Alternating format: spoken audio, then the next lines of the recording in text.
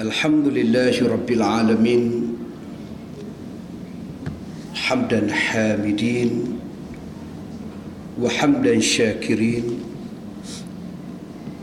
wa hamdan yuwafi ni'amahu wa yukafi'u mazidah.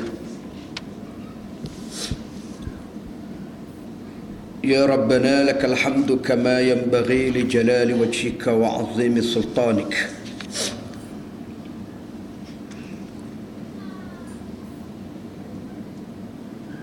Allahumma salli wa sallim ala rasulina al-karim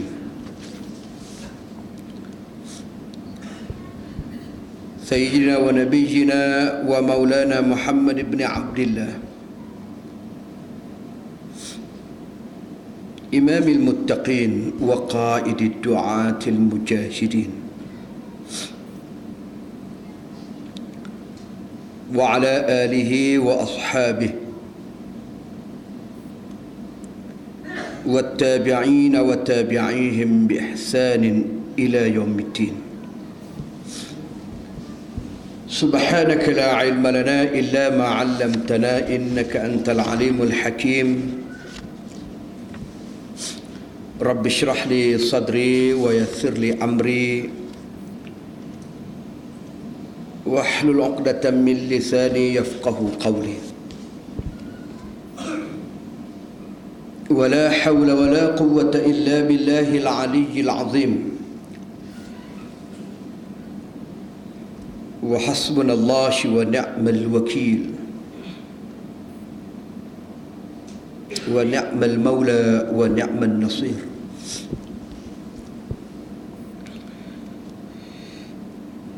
Yang dihormati saudara pengurusi majlis kita pada malam ini, yang berbahagia ashabul fadilah, pengurusi dan ahli jawatan kuasa Surau Al-Mu'min, pimpinan-pimpinan masyarakat muslimin dan muslimat, hadirin dan hadirat yang dirahmati Allah sekalian. Syukur kita kepada Allah kerana pada malam ini kita dapat bersama dalam satu majlis ilmu yang disebut sebagai Raudhatun min Riyadil Jannah, satu kebun daripada kebun-kebun syurga Allah Azza wa Jal.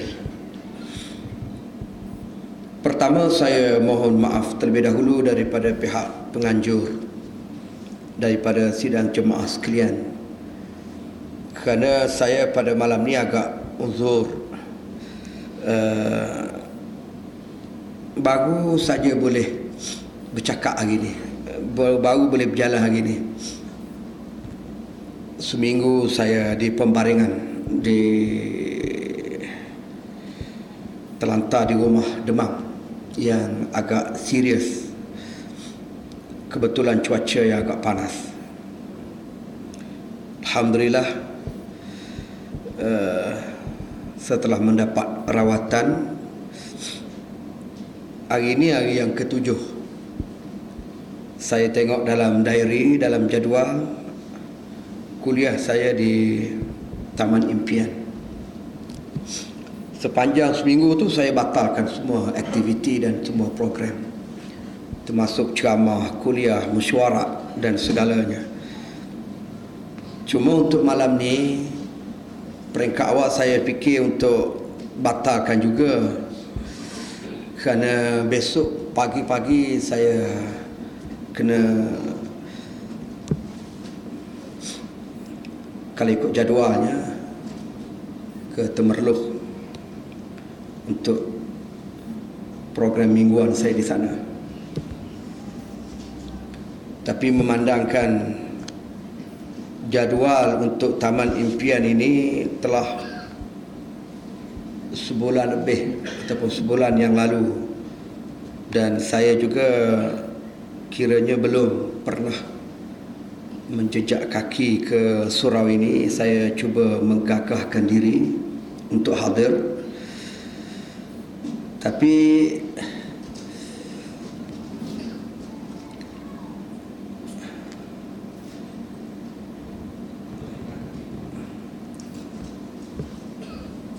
kalau kira kenderaan ni kena berjalan dengan 3 selendar, tak mampulah nak stres sebagaimana kuliah pada hari-hari biasa. Baik muslimin dan muslimat yang dirahmati Allah sekalian, saya malam ni cuba mengajak muslimin dan muslimat yang dirahmati Allah sekalian melihat satu masalah yang sedang dihadapi oleh umat Islam dan juga masyarakat negara kita mutakhir ini. Bukan masalah harta benda, bukan masalah kekayaan, kemewahan, bukan masalah pangkat, pengaruh dan kuasa.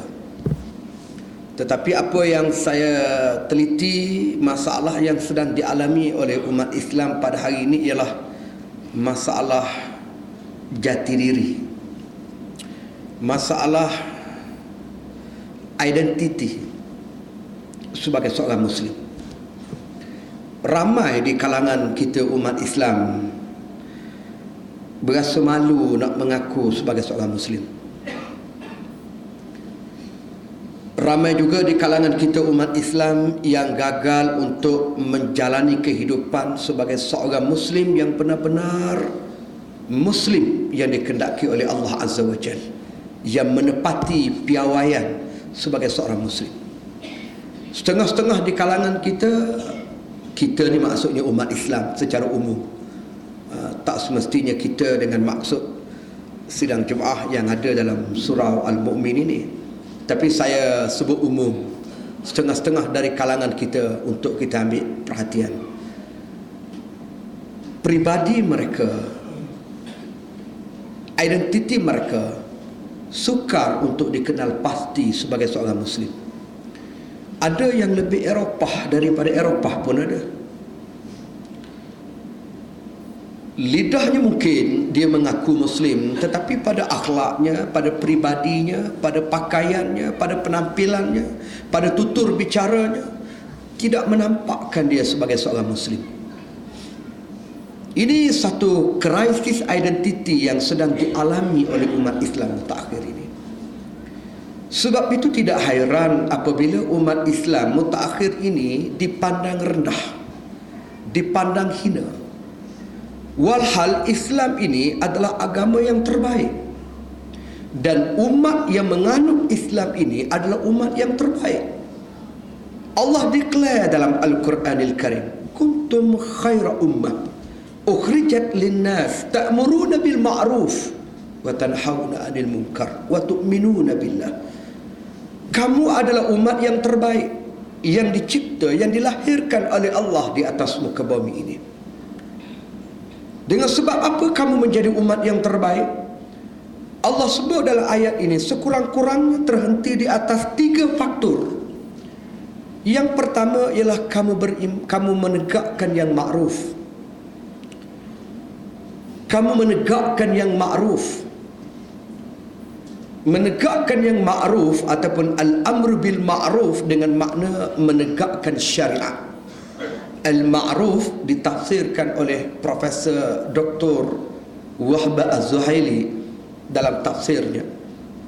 Al-ma'ruf ialah as-syariah. Al-amr bil ma'ruf dengan maksud menegakkan syariat. Al-amru, al-imarah, mengimarahkan syariat Allah Azza wa Jalla di atas muka bumi. Ada orang menafsirkan makna al-amru bil ma'ruf itu dengan makna suruh buat baik. Boleh bubuh makna itu, tapi tidak tepat. Sebab kata Profesor Wahb Zuhaili, dia kata ada satu ayat yang lain. Allah sebut wal takum minkum ummatun yad'una ilal khair wa ya'muruna bil ma'ruf wa yanhauna 'anil munkar. Dalam ayat ini Allah kata, wal takum minkum ummatun yad'una ilal khair. Hendaklah ada di kalangan kamu satu golongan manusia yang mengajak untuk buat kebaikan. Yad'una ilal khair. Yad'u itu diambil daripada perkataan da'a, menyeru. Ilal khair makna mengajak orang buat baik. Jadi mengajak orang buat baik bukan dengan al-amru bil ma'ruf, tetapi dengan yad'una ilal khair. Kalau ajak orang buat baik itu dengan makna al-amru bil ma'ruf, maka apa beza yad'una ilal khair wa ya'muruna bil ma'ruf? Jadi dua perkataan yang berbeza. Yad'una ilal khair, ajak buat baik. Ya'muruna bil ma'ruf, takkan ajak buat baik juga. Yad'una ilal khair, ajak buat baik. Ya'muruna bil ma'ruf, maknanya ialah mendaulatkan syariat Allah di atas muka bumi. Wa yanhauna 'anil munkar, dan mencegah kemungkaran. Jadi mengikut Profesor Dr. Wahbah Zuhaili, al-amru bil ma'ruf itu bukan makna suruh buat baik. Boleh nak maknakan suruh buat baik, tetapi lebih tepat maknanya ialah al-amru dengan maksud al-amru ni makna perintah, al-amru makna suruh. Amir makna pemerintah. Al-amru artinya ialah perintah ataupun menguatkuasakan. Menguatkuasakan untuk menjadikan al-ma'ruf itu dapat dikuatkuasakan di atas muka bumi. Al-amru bil ma'ruf dengan maksud ialah mendaulatkan syariat Allah. Itu bahasa yang paling mudah yang saya boleh sebut. Yang kedua, ini menjadikan umat yang terbaik. Kuntum khaira ummah ukhrijat linnas ta'muruna bil ma'ruf. Kamu berjuang untuk menegakkan syariat Allah. Yang kedua, kamu berjuang untuk mencegah kemungkaran. Ta'muruna bil ma'ruf wa tanhauna 'anil munkar. Kamu berjuang untuk mencegah kemungkaran, membasmi kebatilan. Dan yang ketiga ialah wa tu'minuna billah, kamu beriman kepada Allah. Kamu yakin kepada keputusan dan kehendak Allah, ketetapan syariat daripada Allah. Atas tiga noktah ini, atas tiga faktor ini, kuntum khaira ummah, kamu adalah umat yang terbaik. Kamu bukan umat belasahan. Kamu bukan umat yang dipersenda, yang diperlekeh, yang dipermain. Kamu adalah umat yang terbaik. Kamu adalah umat yang bermaruah. Tetapi persoalannya, muslimin dan muslimat yang dirahmati Allah sekalian, kemana perginya harga diri ini? Kemana perginya identiti ini? Kemana perginya nilai muruah umat Islam ini? Yang dulunya Allah sebut dalam Al-Quranil Karim lebih 1400 tahun yang lalu sebagai umat yang terbaik. Kenapa pada hari ini umat Islam menjadi umat belasan? Umat Islam menjadi umat yang dijajah, yang diratah, yang dijarah oleh musuh-musuh Allah Subhanahu wa taala. Orang hina Islam pada hari ini di hadapan mata kepala kita. Kita tak mampu pun nak buka mulut mempertahankan izzah, kemuliaan dan kesucian Islam. Kita takut kepada musuh Allah. Kita tak berani pun nak menyatakan prinsip dan pendirian kita sebagai seorang Muslim untuk berpegang kepada kebenaran yang diwahyukan oleh Allah Azza wa Jalla.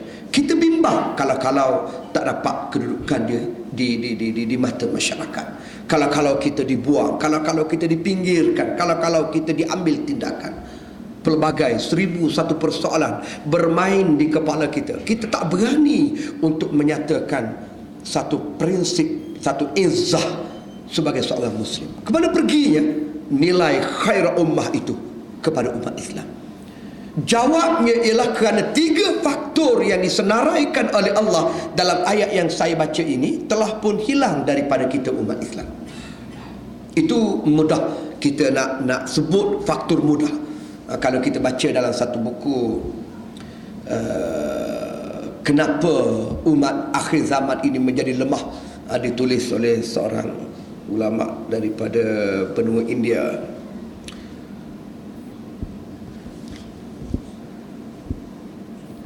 Apa tajuk saya pun lupa. bagaimana katanya kehancuran dan kelemahan umat Islam di zaman mutaakhir. Antara faktor-faktornya ialah di bawah ayat ini, dan disebutkan hilangnya 3 faktor ini, maka hilanglah kehebatan umat Islam. Sebab dia hebat atas 3 faktor ini. Apabila hilang 3 faktor ini, apa lagi yang ada pada umat Islam? Apa lagi yang ada pada umat Islam? Yang pertama, perjuangan untuk mendaulatkan syariat Allah. Apabila syariat ini tidak diperjuangkan, dan apabila syariat ini tidak ditegakkan dan tidak didaulatkan di atas muka bumi, apa lagi kemuliaan yang ada pada umat Islam? Umat Islam tak nak berjuang, berada di zon selesa. Dia tak nampak kepentingan melibatkan diri dengan perjuangan bagi mendaulatkan syariat Allah. Dia bangun pagi, masuk jabat kerja, pasca balik pasca pukul 6 petang sampai di rumah, rehat. Kalau pergi masjid surau, pergi masjid surau. Lepas isyak balik, makan malam, tonton TV, pukul 10 tidur, bangun pagi besok pasca pukul 6, balik pukul 6 petang, berhak 7 pergi maghrib, mayang kalau pergi, kalau tak pergi lepak di rumah, makan malam, tengok TV, tidur. Begitulah dia punya pusingan hidup dia, habitat hidup dia, daripada pagi sampai petang, malam sambung pagi petang malam. Tak ada masa dia nak melibatkan diri dengan kerja-kerja amal Islami. Tak ada ruang dia nak berikan diri dia untuk memperjuangkan agama Allah, menyebarkan risalah Islam di atas muka bumi, memimpin ummah yang jahil keluar daripada kelompok kejahilan mereka, laksanakan syariat Allah dalam semua sendi keperluan ummah, sama ada ekonomi, politik, sosial. Tak ada ruang untuk diri dia. Dia dengan dunia dia sendiri. Cuba saudara cek berapa ramai umat Islam dalam kelompok yang sebegini. Dan mungkin kita yang hadir malam ni pun tergolong dalam kelompok yang seperti ini. Maka kita hilang faktor yang pertama, iaitu ta'muruna bil ma'ruf. Perjuangan untuk menegakkan syariat Allah. Sebab syariat Allah ini mesti diperjuangkan. Tak boleh kita mengharapkan dia tegak tanpa diperjuangkan. Sebabnya di sana ada musuh yang tak akan tinggal diam membiarkan Islam itu tegak di atas muka bumi.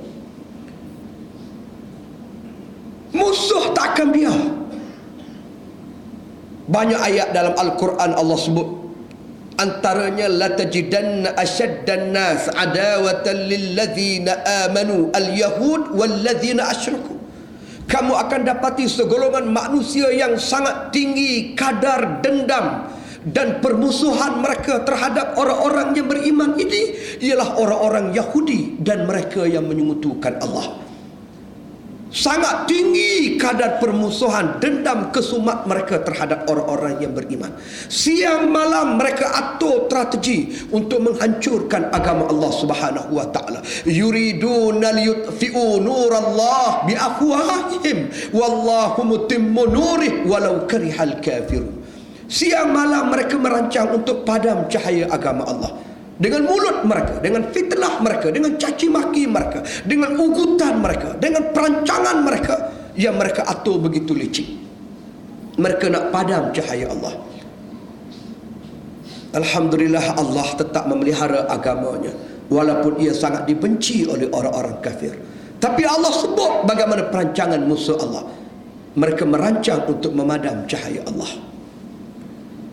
Wala yazaluna yuqatilunakum hatta yaruddukum an dinikum in istata'u. La yazal, kalau kita belajar bahasa Arab, perkataan la yazal ini memberi makna senantiasa, pagi, petang, siang, malam, hujan, kemarau. Dia tak kenal penat dan bosan, tak kenal letih dan lelah. Dia mengatur strategi untuk memusing dan memalingkan kamu daripada ajaran Islam ini, jika sekiranya mereka mampu untuk berbuat demikian. Wala yazaluna yuqatilunakum, mereka akan perangi kamu siang dan malam. Mereka akan perangi kamu hatta yaruddukum, sehingga kamu berpaling daripada agama kamu. Maknanya, selagi kamu tidak meninggalkan agama kamu, jangan harap musuh berdiam diri. Jangan harap musuh berdiam diri.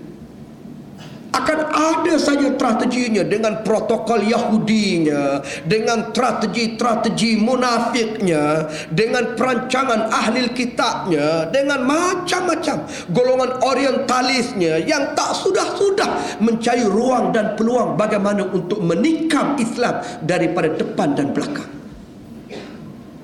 Ini Allah sebut, waddalladzina kafaru lau taghfuluna an aslihatikum wa amtiatikum fayamiluna alaikum mailatan wahidah. Allah sengaja guna perkataan wadda. Wadda ni biasanya kita guna pada perkataan kasih sayang. Wadda, terlalu intim, terlalu kasih, terlalu sayang.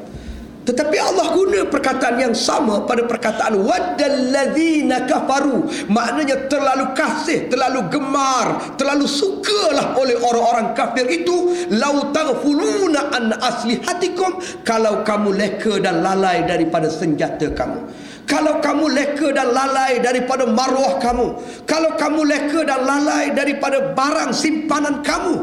Lau taghfuluna an aslihatikum wa amtiatikum fayamiluna alaikum mailatan wahidah. Pada waktu itu, waktu kamu lalai dan leka, mereka datang untuk menyerang kamu dengan serangan yang satu, serangan gerila yang akhirnya kamu akan kalah dan terkadah.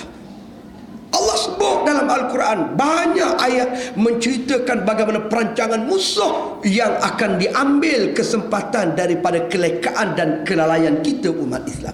Artinya apa? Artinya musuh merancang untuk menyekat Islam, musuh merancang untuk menghalang Islam, musuh merancang untuk menyerang Islam, musuh merancang untuk mematikan Islam. Sebab itu Islam mesti diperjuangkan, Islam mesti dipertahankan, dan Islam mesti ditegakkan. Dan siapa yang nak memperjuangkan Islam ini kalau tidak kita sebagai seorang Muslim, sebagai seorang pejuang, sebagai seorang mukmin, bangkit keluar daripada kelompok kita sendiri dengan membuang segala selimut kepentingan diri bagi mempertahankan agama Allah Subhanahu wa taala dan mencari kemuliaan daripada Allah yang telah dijanjikan kepada kita. Ini pentingnya kita mempertahankan Islam, memperjuangkan Islam. Kalau kita tidak memperjuangkan Islam, muslimin dan muslimat yang dirahmati Allah sekalian, hilang satu faktor kekuatan izzah umat Islam itu. Yang kedua ialah watan hauna anil munkar, mencegah kemungkaran. Serentak dengan kita mempertahankan dan memperjuangkan Islam, kita diserang dan dihadap ataupun disogok oleh musuh dengan pelbagai maksiat dan mungkar, supaya melemahkan seluruh sendi-sendi umat Islam. Kerana umat Islam dikaji kelemahan mereka oleh musuh Allah Subhanahu wa taala. Umat Islam sukar untuk dikalahkan dengan senjata. Umat Islam sukar untuk dikalahkan dengan senjata. Sejarah telah membuktikan peperangan walaupun minoriti di pihak Muslim, umat Islam masih mampu untuk bertahan, malah mencapai kemenangan daripada peperangan itu. Ini sejarah, dan tak ada siapa yang boleh menafikan sejarah ini. Tetapi bila kalahnya umat Islam, ayat tadi waddalladzina kafaru lau taghfulu, ghaflah. Apabila umat Islam berada dalam keadaan ghaflah, fayamiluna alaikum mailatan wahidah, baru mereka datang untuk serang. Ayat itu asalnya Allah nak menginsafkan kita, nak menyedarkan kita, nak menyebut kepada kita perancangan musuh yang datang kalau kita leka dan lalai. Lalu musuh golongan orientalis yang mengkaji Al-Quran, dia menyedari bahawa umat Islam hanya boleh ditewaskan apabila berada dalam keadaan leka dan lalai. Lalu langkah yang pertama ialah lalaikan umat Islam, lekakan umat Islam. Lalu mereka bawa masuk maksiat, mereka taja kemungkaran. 1001 jenis maksiat dan mungkar, sama ada dalam radio, dalam televisyen, dalam masyarakat, dalam budaya, dalam sistem pendidikan, dalam pergaulan, macam-macam, dalam fashion. Maksiat dan mungkar itu datang sehingga akhirnya umat Islam jadi tepu, jadi ghaflah. Ghaflah ni sampai peringkat dia jadi mangli, dia jadi hilang kepekaan. Perkara yang maksiat tidak lagi dinilai sebagai maksiat, perkara yang mungkar tidak lagi dinilai sebagai mungkar. Bukan dia tak tahu maksiat, bukan dia tak tahu itu adalah mungkar, tetapi oleh kerana terlalu biasa, dia panggil mangli, itu dia panggil ghaflah. Hari-hari dah jadi rutin. Sebagai contoh, wanita-wanita kita tidak menutup aurat, isteri kita tidak menutup aurat, anak kita, anak gadis kita tidak menutup aurat di hadapan lelaki ajnabi. Kalau tanya seorang-seorang dari segi hukum, semua kata haram. Malah kita tanya orang yang tak pakai tudung keluar ke pasar tu pun, dia kata memang berdosa dia. Tak pakai tudung dia berdosa, dia tahu itu dosa. Tetapi oleh kerana jadi biasa, akhirnya kata alah biasalah. Perkataan biasalah itulah menghalalkan segala perbuatan maksiat dan mungkar. Kita pun tahu tengok aurat itu salah, dosa, tapi oleh kerana hari-hari melintas di hadapan kita, jadi kita tak berasa itu satu dosa. Itu baru satu bab aurat. Banyak lagi bab-bab yang lain. Dulu tahun 70-an, 80-an, awal 90-an, sebelum daripada tu saya tak tahulah, pasal saya belum dilahirkan di bumi ini. Tapi era 70-an, 80-an, 90-an, kalau kita tengok ada anak muda kita couple, orang tua akan bising. Di kampung-kampung orang tua akan bising, ni anak siapa ni, buat kerja tak senonoh, buat masuk anak dara orang masuk kampung ni. Anak siapa ni? Riuh satu kampung akan menceritakan tentang anak siapakah itu. Akhirnya dia akan rasa malu. Kalau pun perangai huduh dia di bandar, dia tak berani buat balik kampung. Itu dulu. Sekarang siapa nak peduli? Siapa nak peduli?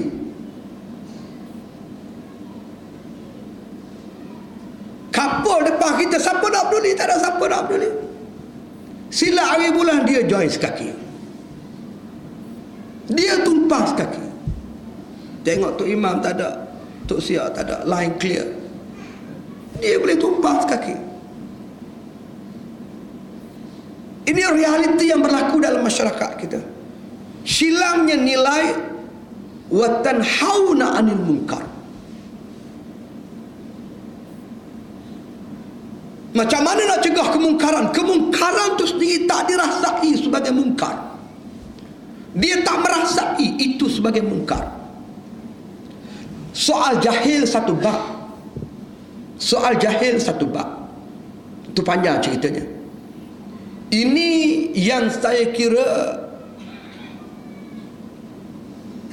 maklum minad-din bid-darurah. Suatu yang diketahui secara jelas di kalangan kita umat Islam. tak semayang sebagai contoh. Ada kali di kalangan kita penduduk di Taman Impian ini yang tak tahu rupa-rupanya tak semayang tu dosa. Rupa-rupanya tak semayang tu salah. Ingat ke? Semayang tu okey lah, tapi kalau tak semayang pun dah sibuk lah, macam mana? Oh, rupanya berdosa ya. Adakah di kalangan kita yang tak tahu? Saya ingat tak ada orang tak tahu. Baru-baru ni saya hantar sumbangan fakir miskin ke satu kampung di pendalaman di Paya Keladan dekat Temeloh, di kampung orang asli. Orang asli pakai seluar pendek datang berjumpa dengan saya. Dia kata, "Ustaz, minta maaf nak tanya, Ustaz ada bawa Quran tak?" Saya tengok dia atas bawah. Muni biar betul. Kalau jenis pakai baju Melayu, kain plekak, pakai kepiah, tanya Quran tu dia panggil matching lah, masuk lain. Ni mu pakai baju pedak, seluar pendek, ustaz jelu, mari tanya Quran. Biar betul, orang asli pula tu. Saya tanya, "Tak?" Dia kata, "Ustaz, saya ni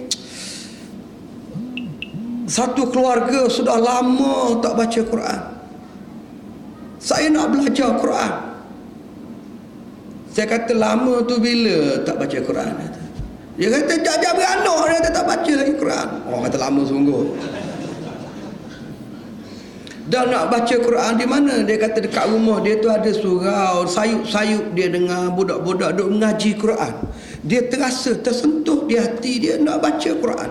Saya kata, "Awak Islam ke?" Dia kata, "Saya Islam. Saya dulu daripada keluarga Islam. Ayah dan mak saya pernah diislamkan dan kami hidup dalam keluarga Islam. Saya berberilah Quran pada dia, bawa pergi ziarah rumah dia, angkut bawah rumah, tak kira lah." Orang asli.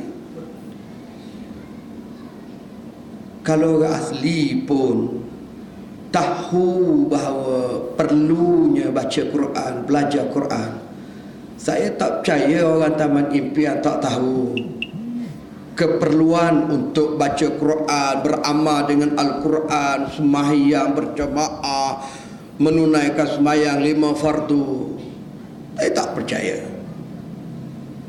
Kalau ada, kita pergi tukar lah. Mungkin duduk di Pulau Paya Keladan, biar orang rumah hidup sini. Hak duduk dalam hutan tu mana sabar kalau dia tak tahu, tak ada ustaz masuk mengajar. Di surau ni saya difahamkan masa sahabat nak jemput mari mengajar tu, dia tunjuk pada saya jadual tu. Saya kata, "Lah, dia nak jemput saya tu, nak buh saya dalam tu pun tak ada ruang nak buh. Sampai kena pindah ke bulan depan pula. Punya penuhnya jadual orang mengajar." Dia tak pernah sabar kalau orang sini tak tahu.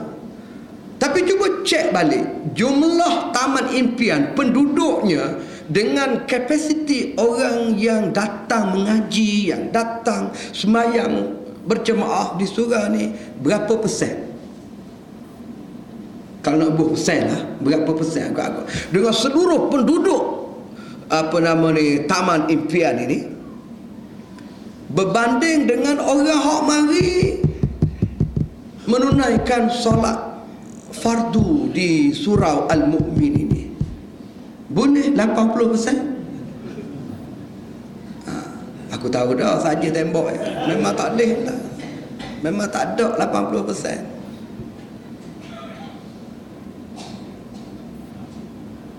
Kalau dapat separuh pun alhamdulillah. Persoalannya ke mana pergi separuh lagi?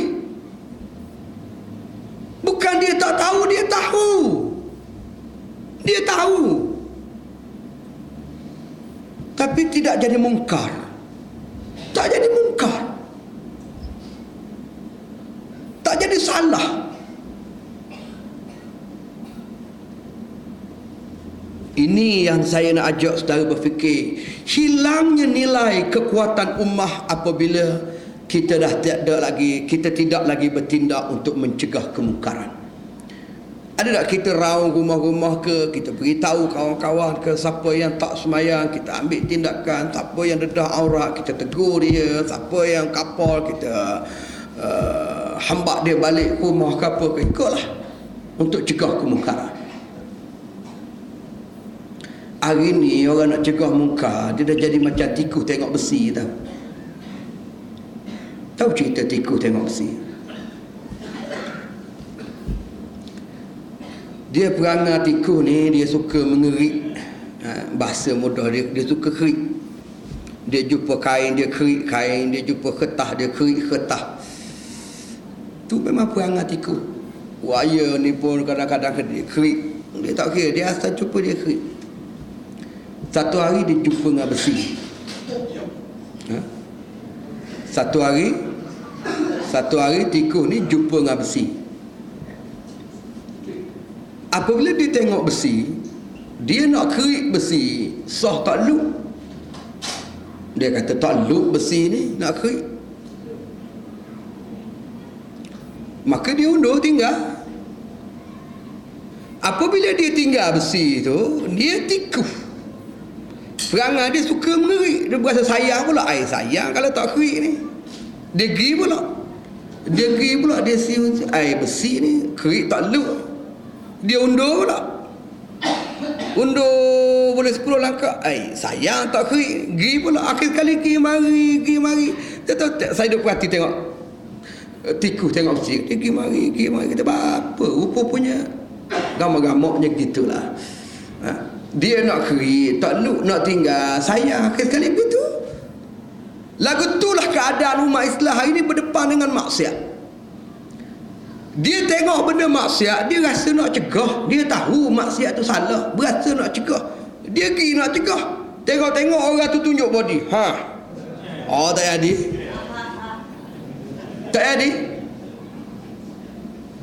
Undur balik siapa tengah jalan, tak kena ni. Kita sebagai seorang Muslim, maksiat kena cegah. Pergi pula gaya nak cegah. Dia tanya, awak ada kad kuasa ke? Silat hari bulan dia sama kita. Mengganggu privasi orang lain, mengganggu hak asasi orang lain. Tak jadi. Balik pula. Saya pernah sekali buat operasi di sebelah Muazzam, nak tangkap satu pasangan couple zina ni. Kita pergi ke rumah dia. Dia report polis. Dia kata ada orang kepung rumah. Polis mari, polis tangkap kita. Saya beritahu polis, saya kata ada orang buat maksiat dalam rumah tu. Kita bukan nak merapak, kita bukan nak curi. Tengoklah dia serba jubah bukan kelas merapak ni.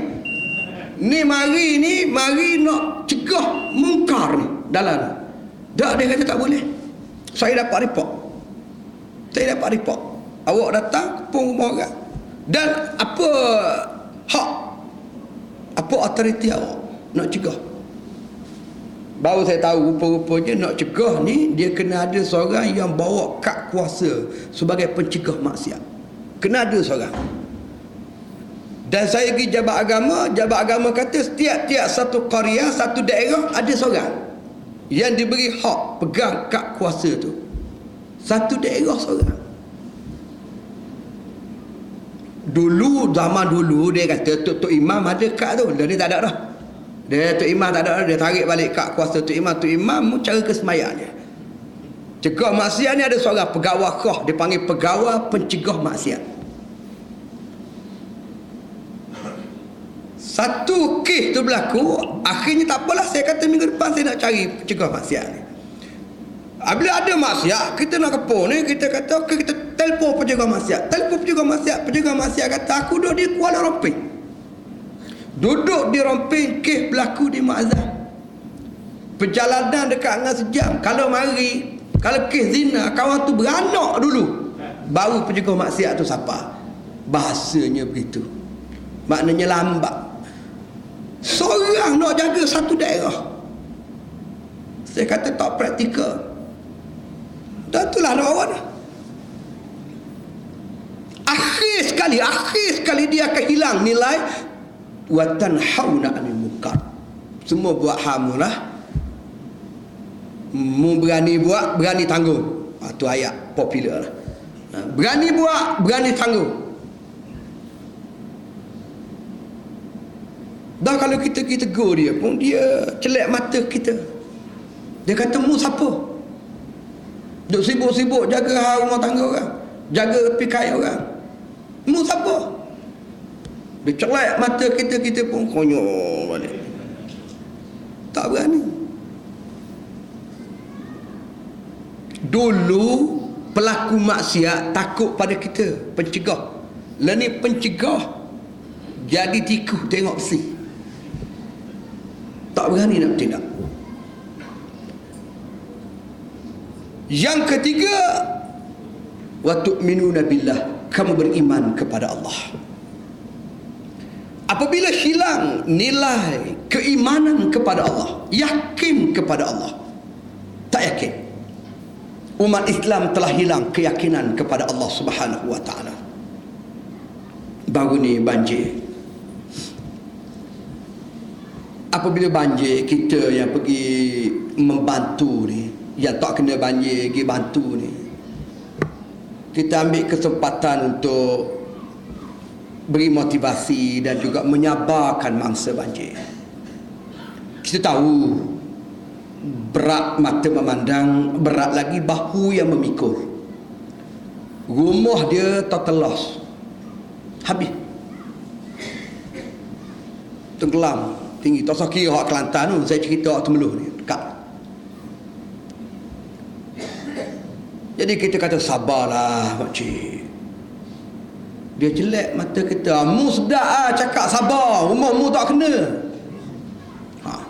Jawab, sedap lah kata sabar, rumah dia tak kena, rumah kita hanyut dah.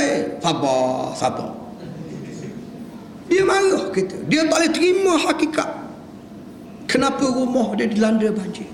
Saya kata ni ketentuan Allah, qada Allah, takdir Allah. Sabar makcik, kena terima hak ni dulu. Lepas tu kita kira lah, nak ikhtiar lah mana nak baiki rumah, tak apa kita baik. Tak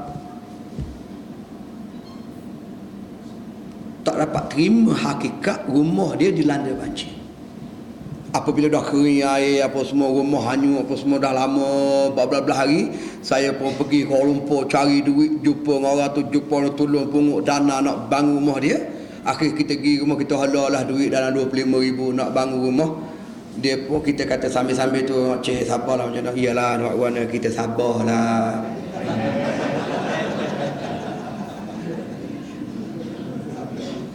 Baru nak sabar. Sabar-sabar ni ialah as-sabru fi duf'atil ula. Apa yang dimaksudkan dengan sabar untuk terima qada dan ketentuan daripada Allah ialah fi duf'atil ula, pada pukulan yang pertama, pada mula-mula kena tu sabar.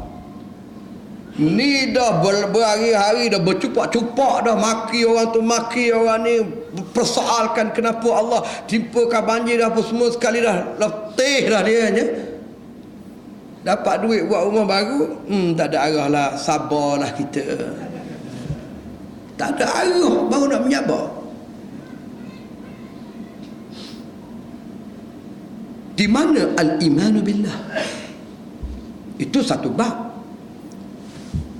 Yang kedua, pengalaman saya, kita ajak anak-anak muda kita datang belajar agama, menuntut ilmu, menyertai perjuangan Islam ini, menegakkan agama Allah. Oh, dia kata tak boleh. Nak makan apa dia kata? Ngaji agama nak makan apa? Anak ngaji agama nak suruh hantar mak tahfiz, nak suruh mengaji mahak, nak suruh pergi mondok. Nak makan apa anak dia tu? Dia tak yakin pada rezeki Allah. Padahal dia seorang Muslim. Kalau kita mengaji tauhid, antara perkataan yang kita akan temu dia diajar kepada kita ialah Allah yang memberi rezeki. Allah huwar razzaq. Allah yang maha memberi rezeki. Allah huwar razzaq. Bukan Najibur Razzaq lain. Najib Razak tu Perdana Menteri kita. Yang beri rezeki Allah, bukan ketua negara, bukan Tok Ngulu, bukan majikan, bukan toket. Itu tukang bayar gaji je. Yang beri rezeki Allah. Allah huwa Razzaq. Hilang keyakinan kepada Allah. Padahal kita ni dalam perut ibu lagi, disebut dalam hadis Nabi, yujma'u khalquhu fi batni ummi 40 yawman nutfatan thumma yakunu 'alaqatan mithla dhalik thumma yakunu mudghatan mithla dhalik thumma yursalu ilayhi al-malak fayunfiqu fihi ar-ruh wa yu'maru bi 4 kalimatin bi katbi rizqihi wa ajalihi wa 'amalihi wa shaqiyyun aw sa'id aw kama qala. Dijadikan, dicipta kejadian manusia itu dalam janin ibu, dalam perut ibu, 40 hari pertama nutfah, air mani. 40 hari pertama air mani, 40 hari kedua mudghah, darah beku, 40 hari ketiga alaqah, dia jadi berlembaga, dia jadi berlembaga, jadi janin. Cukup 40 hari ketiga, 40 hari pertama, 40 hari kedua, 40 hari ketiga, 120 hari. 120 hari maknanya 4 bulan. Apabila ibu kandungan dia hamil 4 bulan, fayu'maru bi 4 kalimatin, ditiup fayunfiku fihi ruh wa yu'maru bi 4 kalimatin. Nabi kata ditiupkan padanya roh dan ditetapkan 4 perkara. Sebab tu ibu yang kandungan hamil 4 bulan, dia akan berasa kandungan dia bergerak. Sebab masa tu sudah ditiupkan roh. Siapa cakap ni? Seorang saintis yang bernama Muhammad sallallahu alaihi wasallam. 1400 tahun dulu dia sebut dah benda ni. Dijadikan dalam perut ibu, proses itu 4 bulan ditiup roh. Lepas ditiup roh, ditetapkan. Apa yang tetap? Dekat di rezeki tetap dalam perut, tetap dah rezeki. Tiba-tiba kita lahir ke dunia, tak berani nak berjuang Islam, takut dia ambil tindakan, takut potong gaji, takut kena tukar, tak berani nak mengaji agama, nak makan apa, orang lain mengaji Paku Universiti, kita mengaji agama saja, nak makan apa. Dah rezeki ni Allah tetap dalam perut lagi. Dia tetap tu sekali dengan ajal. Habis rezeki, siapa aja? Apabila habis rezeki, siapalah ajal? Selagi mana ada rezeki, maka ajal masih ada lagi. Tak usah bimbang. Kita ni selagi rezeki ada, kita tak akan mati. Saya tengok satu YouTube, satu video orang hantar dalam WhatsApp saya. Ada seorang budak lelaki dengan mak dia jalan tepi jalan, mari lori langgar, berguling batin, lenyek lori lepas, budak tu bangun berjalan malam-malam, tak mati. Masya Allah. Macam mana lori tu boleh real nampak langgar dia tu. Bila pergi bawa hospital, cek apa semua, doktor tengok tak ada kesah patah apa. Sebab masa lori tu berlanggar tu, dia langgar dulu tiang, lepas tu pergi ke budak tu dia macam terangkat sikit lori tu, kena tak kena je budak tu, budak tu jatuh, terguling, tak ada apa-apa. Masa jalan Gambang baru nak buat dulu jalan Gambang ni sempit, Gambang nak keluar ke Kuantan, lepas tu dia buat dua line kiri kanan.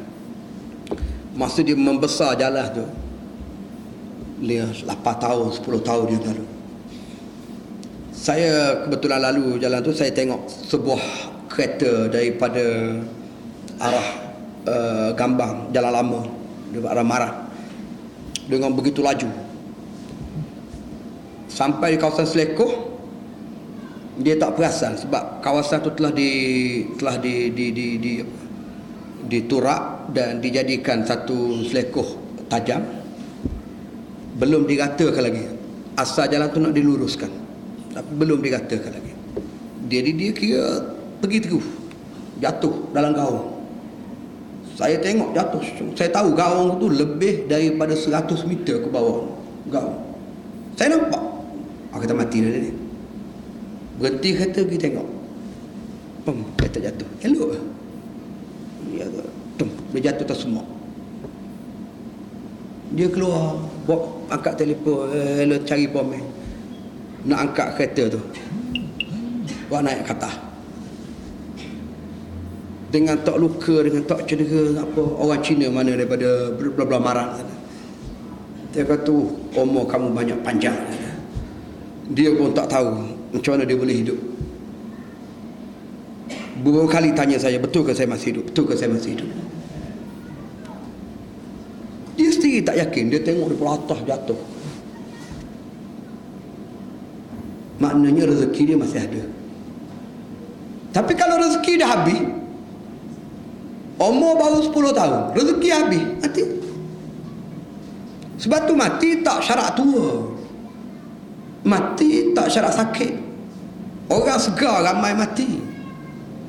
Orang sakit 40 kali Yasin tak mati lagi. Hak tukang baca Yasin tu 4 orang dah mati,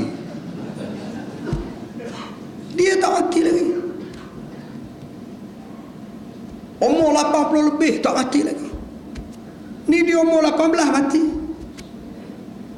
Akak motor waktu kena apa nama ni, tapi bocor tong sampah tepi jalan, pecah kepala.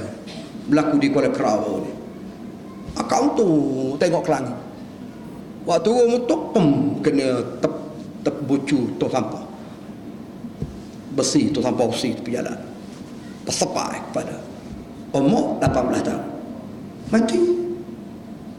Baru 18 mati dah. Mati. Tak ada rezeki.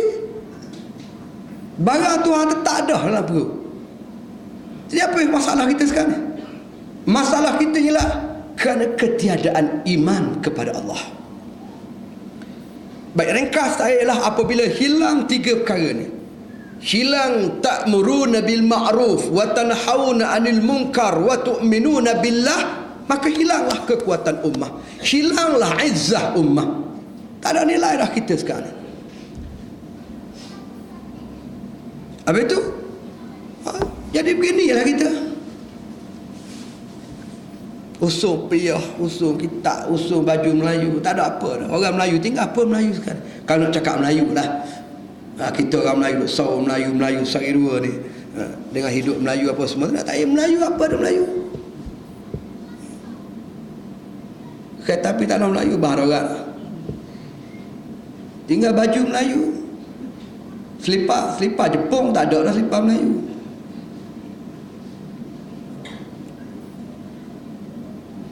Hebat kita Melayu ni dengan Islam. Nahnu qaumun a'azzana Allah bil Islam. Famahma nabtaghi 'izza bighairi ma 'azzana Allah, adallana Allah. Kita adalah satu golongan yang diberikan kekuatan, izzah, kemuliaan oleh Allah dengan Islam. Barang siapa yang mencari kekuatan ataupun izzah lain daripada Islam, azallana Allah. Tunggulah kehinaan yang akan ditimpakan oleh Allah. Ini ucapan Sayyidina Umar Al-Khattab radhiyallahu anhu pada hari dia menerima anak kunci Baitul Maqdis daripada apa nama ni, Jerusalem, waktu dia menawan kota Baitul Maqdis. Dia naik di atas mimbar, dia kata kita adalah satu golongan yang diberikan kekuatan oleh Allah dengan Islam. Barang siapa di kalangan kita yang cari kekuatan yang lain daripada Islam, maka tunggulah bala kehinaan yang bakal menimpa kamu. Jadi kita kena bangga dengan Islam. Hari ini nak mengaku Muslim malu. Malu setengah-setengah nak mengaku Muslim malu. Bercakap pun dah tak,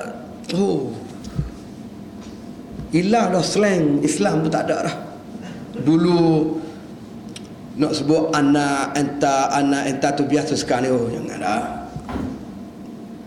Ayu bukan salah nak sebut ayu tak apa salah, tapi makna jangan malu nak sebut kita Muslim tu, jangan malu.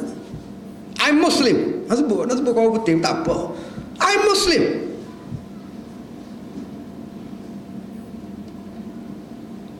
sebut I Muslim, you Muslim, oh no. Tak berani nak mengaku Muslim. Sebab bi'ah kita mungkin kampung ni kita tak berasa apa-apa. Cuba pergi Kuala Lumpur, pergi belah-belah Kuala Lumpur, dia berjumpa dengan kawan-kawan dia, nak mengaku Muslim dia malu.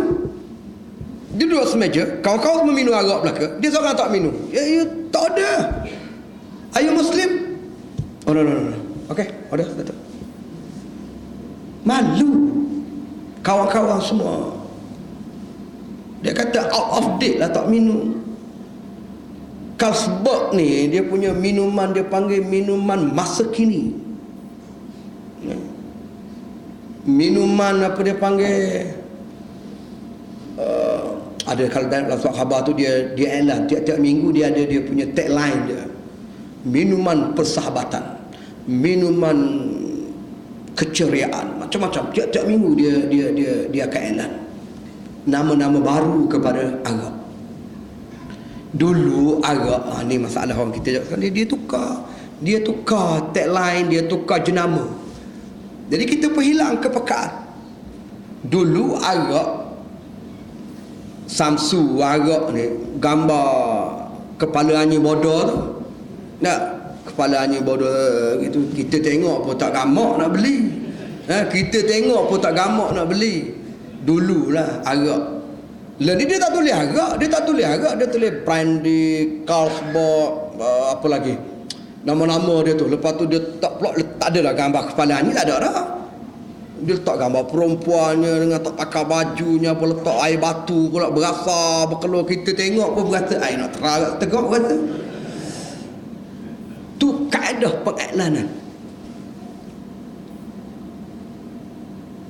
Dulu hilang habis dah. Dulu orang Melayu kita dulu dengan binatang anjing babi ni berasa najis, tak rasa nak dekat.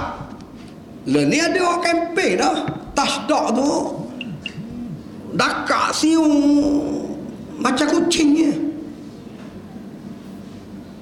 Betul lah tak berdosa pegang anjing tu, tak berdosa. Tapi tak ada bedah kempen pegang anjing ni. Tak ada bedah. Apa bedah dia kempen pegang anjing? Tak ada bedah. Kalau kempen sayang binatang, jangan zalim binatang tu, betul lah. Tapi waktu tu tak semestinya anjing. Banyak lagi binatang-binatang. Apa tak kempen sayangi babi sekali? Tashdaq and apa pig sekali lah. Dia tahu pula tu tak gamak ni, dia gamak. Dia main pilih-pilih gitu, nak menghilangkan sensitiviti umat Islam, nak menghilangkan sensitiviti umat Islam. Dia memang tukar jenama ni, kesan dia besar. Dulu kita kata pelacur, penzina tu pelacur, jejek, sundal, jalan, jejek. Ramai orang tak tergamak dan rasa benci. Tapi hari ni orang tak panggil dah pelacur. Dia tukar nama baru, dia panggil GRO.